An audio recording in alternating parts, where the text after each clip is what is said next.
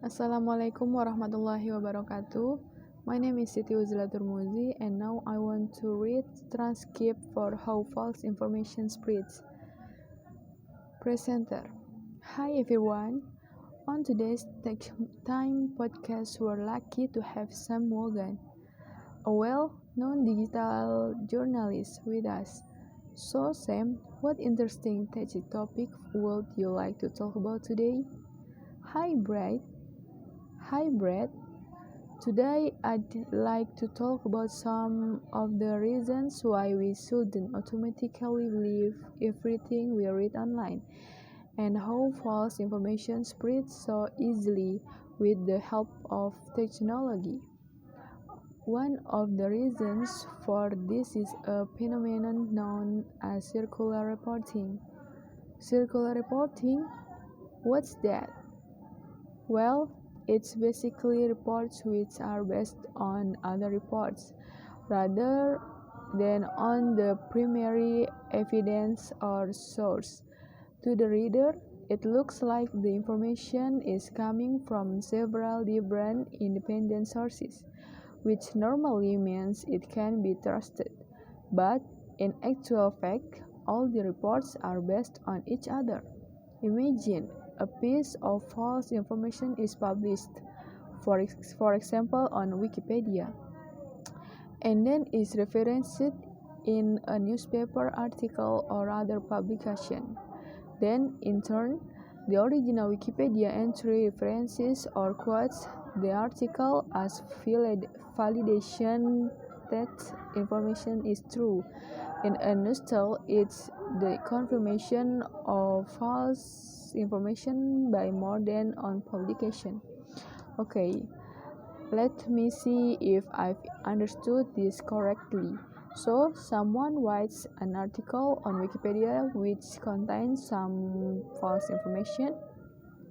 That's right, false information which is not referenced or checked and in no way is obvious as being false.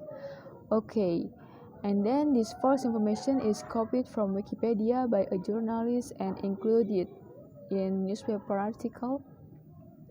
Yes, or other type of article as if it were true information.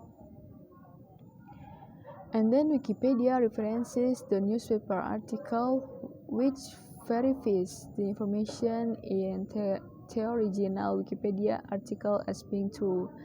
That's right. And sometimes it's not just one newspaper article that cites the false information. Several publications might include it, and so it becomes very difficult to prove that original information is false. Let me give you an example. A few years ago, a 17-year-old American student was on holiday with his family in Brazil. He spotted what he believed to be an aardvark, but which was in fact a type of Brazilian raccoon called a coati. When the boy got home after his holiday, he went online and changed the Wikipedia entry by adding the name Brazilian aardvark to the information on the article as a sort of joke, and then he forgot about it and thought nothing more of it. However, what started to happen was that articles and blogs began to quote the information from Wikipedia, and then those articles were reported as evidence in Wikipedia. Before long, everyone was talking about the Brazilian aardvark as if it were factual information. So, when information makes its way from a Wikipedia page into a published article, the article could be spreading false information without even realizing it. Exactly. It makes you wonder how many hoax initiated by people in this way have ended up as truth in many people's minds just because people copy and paste vandalized Wikipedia page. That's not to say that all information on Wikipedia is false by any means. There's a ton of really valid information there, and it is constantly being updated. Many people consider it to be the most up-to-date and unbiased encyclopedia in the world. However, it is the open structure of Wikipedia compared to a traditional encyclopedia which makes it a target to be tampered with. So we just have to be aware that there might be certain amount of inaccuracies on Wikipedia. Yes, and it's also worth mentioning that circular reporting is not just restricted to harmless information like the Brazilian artwork, isn't it? No. For example, some time ago, claims that certain vaccines cause autism in children were published in a prestigious medical publication by a British surgeon. The problem was that the unsupported claims were picked up by the media and the news spread like wildfire. Soon enough, the general public were understandably concerned about the risks, and high numbers of parents refused to vaccinate their children. Consequently, in recent years, we have seen an increase in the number of children suffering childhood disease such as measles.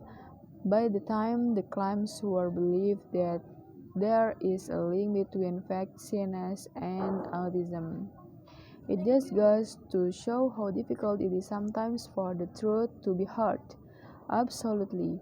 So, in practical terms, how can we be sure that we were reading it through?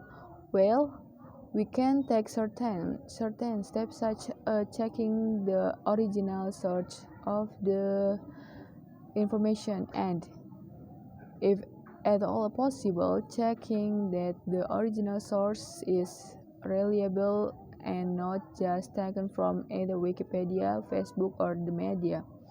Right.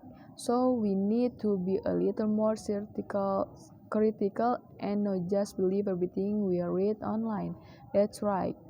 Although it's difficult because we want information quickly and immediately, so it is not always feasible to spend time checking the source of information.